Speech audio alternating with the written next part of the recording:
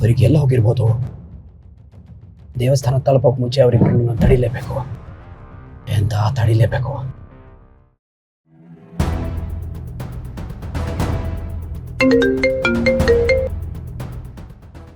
Hello, ಆ number ಎಲ್ಲಿ track ಆಗ್ತಾಯಿದೆ ಸರ್? ಅವರು ತುಮಕೂರು ಟು ಬ್ಯಾಂಗ್ಳೂರು ಹೋಗೋ ಔಟರ್ ರಿಂಗ್ ರೋಡಲ್ಲಿ ಟ್ರಾವೆಲ್ ಮಾಡ್ತಾ ಇದ್ದಾರೆ ಸರ್. ಅಂದರೆ ಅದು ದೇವಸ್ಥಾನಕ್ಕೆ ಹೋಗೋ ದಾರಿನೇ. Right, thank you Basavaraj, thank you. Thank you sir.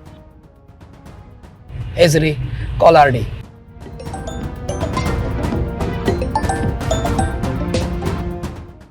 ಹೇಳಿ ಜೈನ್ ಸರ್. ಹಲೋ, ತುಮಕೂರಿನಲ್ಲಿ ನಿಮ್ಮ ಹುಡುಗರು ಯಾರ್ಯಾರಿದ್ದಾರೆ ಅವ್ರನ್ನೆಲ್ಲ ಒಂದೇ ಕಡೆ ಸೇರಿಸಿ. ಯಾಕೆ ಸರ್? ನಾವೇ ಇದೀವಲ್ಲ, ಏನು ಕೆಲಸ ಆಗ್ಬೇಕು ಹೇಳಿ. ಇದೊಂದು ನಿಮ್ಮಿಂದ ಆಗೋ ಕೆಲಸ ಅಲ್ಲ. ನಾನು ಹೇಳೋದನ್ನು ಕರೆಕ್ಟಾಗಿ ಅರ್ಥ ಮಾಡ್ಕೊಳ್ಳಿ. ನಾನು 5 ನಿಮಿಷದಲ್ಲಿ ಫೋನ್ ಮಾಡ್ತೀನಿ, ಅಷ್ಟರಲ್ಲಿ ಹುಡುಗನೆಲ್ಲ ಒಂದು ಕಡೆ ಸೇರಿಸಿ ಅಷ್ಟೇ. Okay Jain sir.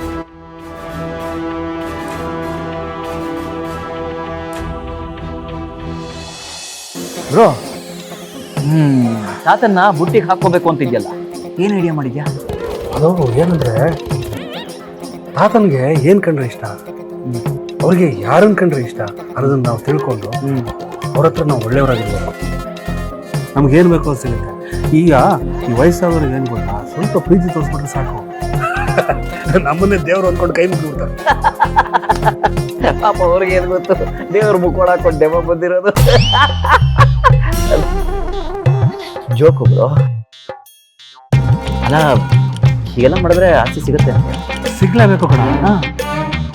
ಈ ತಾತನ ಆಸ್ತಿ ಬೇಕು ಅಂತ ನಾನು ಕೇಸ್ ಹಾಕಿದ್ನಲ್ಲ, ಹೌದು, ಆಗ ನಾನೆಲ್ಲ ಅಬ್ಸರ್ವ್ ಮಾಡಿದ್ದೆ. ಮುಕ್ಕಾಲು ಪಾಲು ಆಸ್ತಿ ತಾತನ ಅಪ್ಪ ಮಾಡಿದ್ರು. ಇನ್ನು ಉಳಿದಿದ್ದು ಸ್ವಲ್ಪ ಇವ್ರು ಮಾಡಿದ್ದಾರೆ ಅಂತ. ಇನ್ನು ಮಾವನ ಪಾಲು ಅವ್ರಿಗೆ ಸಿಗುತ್ತೆ. ಉಳಿದಿದ್ದು ಯಾರಿಗೆ? ಮೊಮ್ಮಕ್ಳಿಗೆ ಕಣ. ಕಾನೂನು ಇಲ್ವೇನಾ ತಾತನ ಪಾಲು ಮೊಮ್ಮಕ್ಳಿಗೆ ಸೇರ್ಬೇಕು ಅಂತ? ಹೌದಾ? ಅಪ್ಪ, ಅಷ್ಟಾದ್ರೆ ಸಾಕಪ್ಪ. ಆಸ್ತಿ ಪಾಲ್ ಸಿಕ್ಕಿದ್ರೆ ನನ್ನ ಅರ್ಧ ಪ್ರಾಬ್ಲಮ್ಸು ಸಾಲ್ವ್ ಆದಾಗ. ಈ ಸಿಂಚನನು ದಿನ ಬೆಳಗಾದ್ರೆ ಸಾಯಿಸ್ತಾ ಇರ್ತಾಳೆ. ಅಂದರೆ ತಲೆ ತಿಂತಿರ್ತಾಳೆ. ಆಸ್ತಿ ಬಂದರೆ ಅದನ್ನಷ್ಟನ್ನು ಒಂದು ದೊಡ್ಡ ಸ್ಟಾರ್ಟಪ್ಗೆ ಇನ್ವೆಸ್ಟ್ ಮಾಡಿಬಿಟ್ಟು ದೊಡ್ಡ ಬಿಸ್ನೆಸ್ ಮನ್ ಆಗ್ಬಿಡ್ತೀನಿ. ಸೂಪರ್ ಕಡ ನೀನು. ನಿಂದೆ ಒಂಥರ ರಾಜಯೋಗ. ಆ ಸಿಂಚನ ಬಾಯಿ ಬಂದಾಗ ಬೈತಾಳೆ, ನೀನು ತಲೆ ಕೆಡ್ಸ್ಕೊಳಲ್ಲ. ನಿಮ್ಮ ಮಾವ ಬಾಯಿ ಬಂದಾಗ ಬೈತಾಳೆ, ಅದಕ್ಕೂ ತಲೆ ಕೆಡ್ಸ್ಕೊಳಲ್ಲ. ನಿನಗೆ ಬೈಯೋದು ಒಂಥರ ಈ ಕೋಡದ ಮುಂದೆ ಕಿಂದರಿ ಬಾರಿಸ್ತಾರೆ. ಯಾವುದಕ್ಕೂ ಜಗ್ಗಲ್ಲ, ಯಾವುದಕ್ಕೂ ಬಗ್ಗಲ್ಲ. ಈ ತಾತನ ಆಸ್ತಿ ಬೇರೆ ನಿನಗೆ ಸಿಗ್ತಾ ಇದೆಯಲ್ಲಪ್ಪ. ಆ ಕಡೆ ಮಾವನ ಆಸ್ತಿ, ಈ ಕಡೆ ತಾತನ ಆಸ್ತಿ. ಸುಖ ಪುರುಷ ಕಣ ನೀನು ಒಂಥರ. ಸುಮ್ಮನೆ ಯಾವಾಗ ಚೆನ್ನಾಗಿದೆ. ಒಳ್ಳೆ ಏನು ಬ್ರೋ ನೀನು? ನೋಡು, ನಾನು ಕಷ್ಟಪಟ್ಟು ದುಡಿಬೇಕು ಅಂತಾನೆ ಇರೋದು. ಹೇಳಿಲ್ವಾ ಬರೋ ಅಷ್ಟೇ ಎಲ್ಲ ಸ್ಟಾರ್ಟಪ್ಗೆ ಹಾಕ್ತೀನಿ ಅಂತ, ಇನ್ವೆಸ್ಟ್ ಮಾಡ್ತೀನಿ ಅಂತ. ನೋಡೋ, ಅದಲ್ಲ ವಿಚಾರ. ನಂಗೆ ಎಲ್ಲ ಕಡೆಯಿಂದ ಬರ್ತಿರ್ಬೇಕಾರೆ ಯಾಕೆ ಬೇಡ ಅನ್ಬೇಕು? ಅಲ್ಲ, ಹೇಳಿದ್ದು ದೇವ್ರು ಕೊಡ್ತಿರ್ಬೇಕಾರೆ ಯಾಕೆ ಬೇಡ ಅನ್ಬೇಕು ಹೇಳು?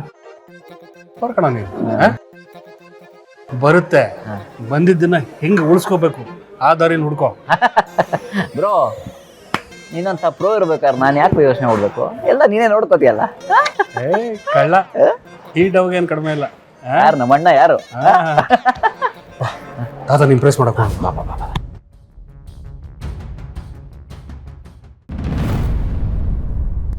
ಯಾವುದೇ ಕಾರಣಕ್ಕೂ ಚಿನ್ನೊಬ್ಬರಿ ಆ ದೇವಸ್ಥಾನ ತಲುಪಬಾರ್ದು. ಜಯಂತ, ಅನ್ಯಾಯವಾಗಿ ಆ ವಿಶ್ವನ್ನ ಅಂಡರ್ ಎಸ್ಟಿಮೇಟ್ ಮಾಡ್ಬಿಟ್ಟಿಯಲ್ಲ. ನೋ, ಇನ್ನೊವನನ್ನ ಸುಮ್ಮನೆ ಬಿಡಬಾರ್ದು. ಸರಿ, ಕಾಲ್ RD. ಜೈನ್ ಸರ್, ನಿಮ್ಮ ಕಾಲ್ಗೆ ವೆಯ್ಟ್ ಮಾಡ್ತಿದ್ದೆ. ನಿಮ್ಮ ಹುಡುಗರನ್ನ ಒಂದ್ ಕಡೆ ಸೇರ್ಸಾಯ್ತಾ? ಓ, ನೀವು ಹೇಳ್ದಂಗೆ ಎಲ್ಲರೂ ತುಮಕೂರಲ್ಲೇ ಇದ್ದಾರೆ. ಒಂದು ನಿಮಿಷ ಇರಿ, ಕಾನ್ಫರೆನ್ಸ್ ಕಾಲ್ ಆಗ್ತೀನಿ. Okay.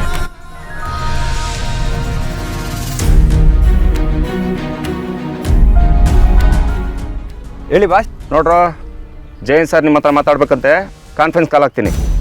Okay boss. Jain sir, ಹುಡುಗರೆಲ್ಲ ಲೈನಲ್ಲಿದ್ದಾರೆ, ಮಾತಾಡಿ. ನೋಡಿ, ನನ್ನ ಮಾತುಗಳನ್ನ ತುಂಬಾ ಕೇರ್ಫುಲ್ ಆಗಿ ಕೇಳಿಸ್ಕೊ. ನೀವು ಅಷ್ಟು ಜನ ತುಮಕೂರು ಔಟರ್ ರಿಂಗ್ ರೋಡ್ ಹತ್ರ ತಲುಪಬೇಕು. ಅಲ್ಲಿ ಅಸೆಂಬಲ್ ಆಗಬೇಕು. ಆ ದಾರಿ ಮೂಲಕ ಒಂದು ಕಾರ್ ಪಾಸ್ ಆಗುತ್ತೆ. ಕಾರ್ ನಂಬರ್ನ ಎಲ್ಲರೂ ಈಗಲೇ ನೋಟ್ ಮಾಡ್ಕೊಳ್ಳಿ. Make a note. KA. ಈ ಕಾರ್ನಲ್ಲಿ ಇಬ್ರು ಟ್ರಾವೆಲ್ ಮಾಡ್ತಿರ್ತಾರೆ. ವಿಶ್ವ ಅನ್ನೋ ಹುಡುಗ ಮತ್ತೆ ಜಾಹ್ನವಿ ಅನ್ನೋ ಒಬ್ರು ಹುಡುಗಿ.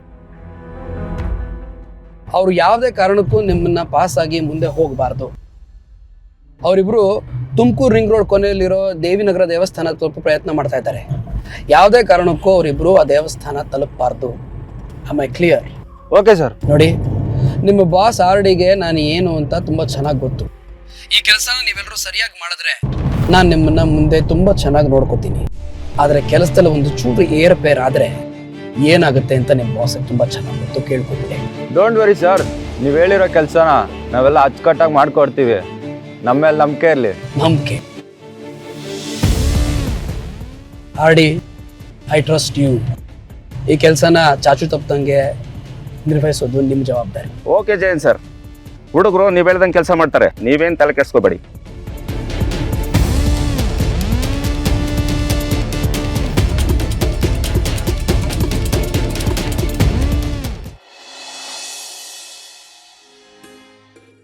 ಓಹೋ, ಏನು ಲಕ್ಷ್ಮಿ ಇವತ್ತಿಷ್ಟು ಖುಷಿಯಾಗಿದೆಯಾ?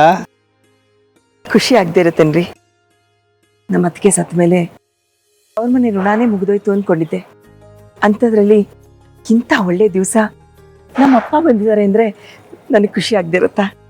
ನಿಜ ಲಕ್ಷ್ಮಿ, ನಾವು ಇಷ್ಟು ವರ್ಷ ಕಂಡದ ಕನಸು ಇವತ್ತು ನನಸಾಯ್ತು ನೋಡು. ನಾವು ಮದುವೆ ಆದಮೇಲೆ ನಾನು ನಿನ್ನನ್ನು ತವ್ರ ಮನೆಯಿಂದ ದೂರ ಮಾಡಿಬಿಟ್ಟೆ ಅನ್ನೋ ಕೊರಗು ಯಾವಾಗಲೂ ಇತ್ತು. ಆ ಕೊರಗಿಂದ ಇವತ್ತು ನಂಗೆ ಮುಕ್ತಿ ಸಿಕ್ತು ನೋಡು. ನಿಮ್ಮ ತಂದೆ ನಮ್ಮನ್ನು ಇಷ್ಟು ಸುಲಭವಾಗಿ ಒಪ್ಕೊಳ್ತಾರೆ ಅಂತಲೂ ನಾನು ಕನಸಲ್ಲೂ ಅಂದ್ಕೊಂಡಿರಲಿಲ್ಲ. ಎಲ್ಲ ಭಗವಂತನ ಕೃಪೆ. ಅಪ್ಪ ಏನೋ ನಮ್ಮನ್ನು ಒಪ್ಕೊಂಡ್ರು, ಆದರೆ ನಮ್ಮ ಅಣ್ಣ ನಮ್ಮಲ್ಲಿ ಇನ್ನೂ ಕೋಪ ಮಾಡ್ಕೊಂಡಿದ್ದಾನಲ್ಲ, ಯಾವಾಗ ಕ್ಷಮಿಸ್ತಾನೋ ಏನೋ ಅದೇ ಯೋಚನೆ ಆಗ್ಬಿಟ್ಟಿದೆ. ಇಷ್ಟು ಕೊಟ್ಟಿರೋನು ನಿಮ್ಮ ಅಣ್ಣನ ಪ್ರೀತಿ ಕೊಡದೇ ಇರ್ತಾನ? ಸ್ವಲ್ಪ ತಾಳ್ಮೆಯಿಂದ ಕಾಯ್ಬೇಕಷ್ಟೆ. ಪಾಪ ನಿಮ್ಮತ್ತಿಗೆ ನಾವೆಲ್ಲ ಹೀಗೆ ಒಂದಾಗಬೇಕು ಅಂತ ತುಂಬ ಆಸೆ ಪಟ್ಟಿದ್ರು. ಅವ್ರು ಮಾಡಿದ ಪೂಜೆ ಫಲ ಏನೋ ನಾವೆಲ್ಲ ಇವತ್ತು ಒಟ್ಟಾದ ನೋಡು. ನಿಜ ರೀ, ನಮ್ಮ ಅತ್ತಿಗೆ ನನಗೆ ದೇವ್ರ ಸಮಾನ. ಪಾಪ ಇದನ್ನೆಲ್ಲ ನೋಡೋಕ್ಕೆ ಇವತ್ತು ಅವರೇ ಇಲ್ಲ. ಲಕ್ಷ್ಮಿ, ನಿಮ್ಮತ್ತಿಗೆ ದೈಹಿಕವಾಗಿ ನಮ್ಮ ಜೊತೆ ಇಲ್ಲದೆ ಇರ್ಬೋದು, ಮಾನಸಿಕವಾಗಿ ಖಂಡಿತ ನಮ್ಮ ಜೊತೆ ಇರ್ತಾರೆ. ನಾವು ಲಕ್ಷ್ಮೀ ನಿವಾಸ ಕಟ್ಟಿ ಗೃಹ ಪ್ರವೇಶಕ್ಕೆ ಅವರನ್ನೆಲ್ಲ ಕರಿಬೇಕು ಅಂತ ಅಂದ್ಕೊಂಡಿದ್ವಿ. ಏನೋ ಆ ದೇವ್ರ ಕೃಪೆ, ನಿಮ್ಮ ತಂದೆಯವರು ನಮ್ಮ ಷಷ್ಠಿ ಪೂರ್ತಿ ಕಾರ್ಯಕ್ರಮ ನೋಡೋದಷ್ಟೇ ಅಲ್ಲ, ಅವರೇ ಇದನ್ನೆಲ್ಲ ಏರ್ಪಾಟ್ ಮಾಡಿದ್ದಾರೆ. ಅದಕ್ಕೆ ನಾವು ಖುಷಿ ಪಡ್ಬೇಕಲ್ವಾ? ಏನಾಯ್ತು ಲಕ್ಷ್ಮಿ? ನಾನೇನಾದರೂ ತಪ್ಪು ಮಾತಾಡದ್ನಾ? ಚಚ್ಚೆ ಇಲ್ಲ ರೀ, ನೀವು ಯಾವತ್ತೂ ತಪ್ಪು ಮಾತಾಡೋಕ್ಕೆ ಸಾಧ್ಯನೇ ಇಲ್ಲ. ಇದು ದುಃಖದಲ್ಲಿ ಆಗ್ತಾ ಇರೋ ಕಣ್ಣೀರಲ್ಲ, ಆನಂದ ಬಾಷ್ಪ, ಖುಷಿನಲ್ಲಿ ಬರ್ತಿರೋ ಕಣ್ಣೀರು.